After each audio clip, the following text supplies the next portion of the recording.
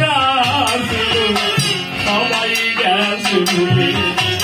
বাবা পিতা আমার গেল বলে পিতাকে পিতৃধন মায়ের সার বাবার সার গুরুর দেওয়া 10 18 মোকামে ফেরে মহারাজ।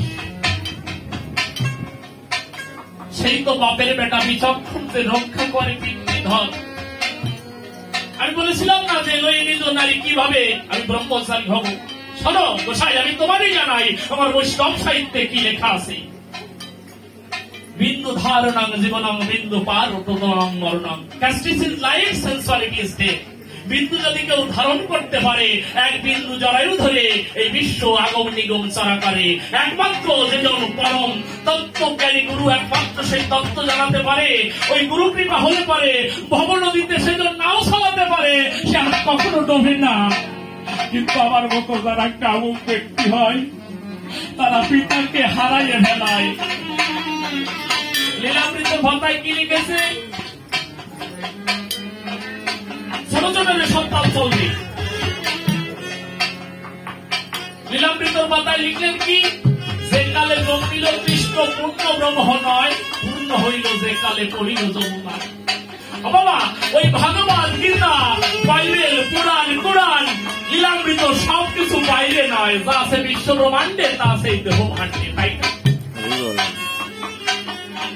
এই দেহ ভাণ্ডকে হুয়া মাই আমি কে সদা সেলতে নিজেকে না জানতে পারলে ওমা সারা জীবন ধরে হরিবল হরিবল করবেন, কাজ হবে না। যা আছে বিশ্ব ব্রহ্মাণ্ডে তা সেই দেহ ভাণ্ডে। কামের তালনায় যত পয়সা শক্তি নিকেতনে আমরা যখন মিলিত হই, প্রতি সেকেন্ডে 21,600 বারে আমাদের শ্বাস প্রশ্বাস প্রবাহিত হয়। যখন নৈশ শান্তি নিকেতনে নারী পুরুষ দুইজনে যখন আমরা মিলিত হই, তখন 21,620 বার আমাদের শ্বাস প্রশ্বাস প্রবাহিত হয়। তখন আমাদের কেন্দ্র হতে বিদ্যুৎ হয়ে যায়।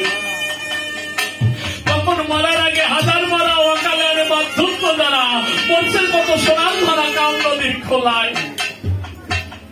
বাবা ওই যমুনার জলে পিতা বসুদেব কি করেছিল? বাসুদেবকে, কৃষ্ণকে মস্তকে ধারণ করে ওই কংসের কারাগার থেকে কোথায় নিয়ে যাচ্ছিল? কংসের কারাগার থেকে নন্দালয়ে নিয়ে যাচ্ছিল। কংসের কারাগার কোথায়? কংসের কারাগার আমার এই দেহের ভিতরে কংসের কারাগার রয়। আমাদের মস্তকে থাকে সেই কৃষ্ণধাম, সেই হরিধাম। সেই হরিধাম পিতৃধনের উপরে হরিধাম বিরাজ করে। যখন আমাদের এই কৃষ্ণধাম ওই নারীরূপ যমুনায় আমরা যখন মিলিত হই, কত মনের কত কৃষ্ণ ধন হারায় যায়। পিতা বাসুদেব যে ছিল আপনাদের কাছে খুলে বলা ভালো, ওই কৃষ্ণধামকে আবার উদ্ধরতা করে মস্তকে ধারণ করেছিল, তাই পূর্ণ হয়ে যায়। সেকালে জন্মিল কৃষ্ণ পূর্ণ ব্রহ্ম নয়, পূর্ণ হইল ওই নারী শক্তির কাছে গিয়ে। যদি কেউ জীবকে মুক্তি দিতে পারে মহাশয়, তখন ওই নারী পুরুষের আর মরণ হয় না। সেজন্য প্রেমরাজ্যে যায়, প্রেমরাজ্যে গেলে পরে মানুষ সহস্রের উপরে ওই শান্তি হরির ওরাকান্তি উঠে গিয়ে শান্তি হরির যুগলগুলো দর্শন করে। শান্তি হরি প্রেমানন্দে হরি হরি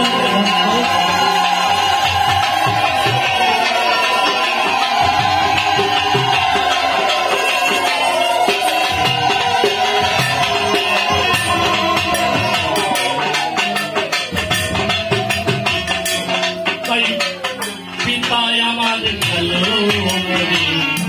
গেছে তাই চলে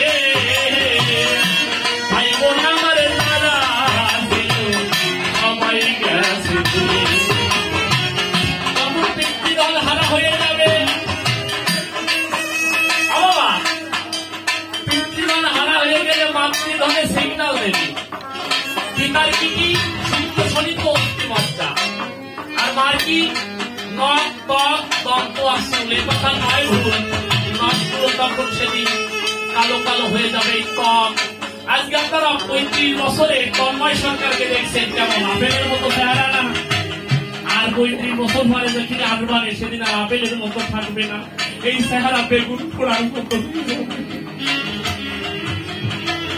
এই কালো চুলার মাথায় কালো থাকবে না, সাদা চুল হয়ে যাবে। এই গালে যে দাঁত দেখছেন, এই দাঁতগুলো সব পড়ে যাবে, মাতৃধন সমস্ত নিয়ে যাবে। পাগল বিজয় কয়, দরদি মাঝি রে, তুমি বিশ্বের মরম জানা প্রিয়, ইশারায় ডেকে যাও সবাই রে, উড়াইয়ে রঙিন উত্তর দিও। সিগন্যাল দিয়ে বলে, তোরা সময় নাই, তাড়াতাড়ি চলে আয়। তাই পিতায় আমার গেল মরে, আগে আসে তাই চলে। এই মাথায় আর বল থাকবে না, ভাই বোন সবাই চলে যাবে। আরে ভাই বোন আমার যারা আছে সবাই গেছে, এখন একা ভাসি নয়নে জলে, একা ভাসি নয়নে জলে, আমি একা ভাসি,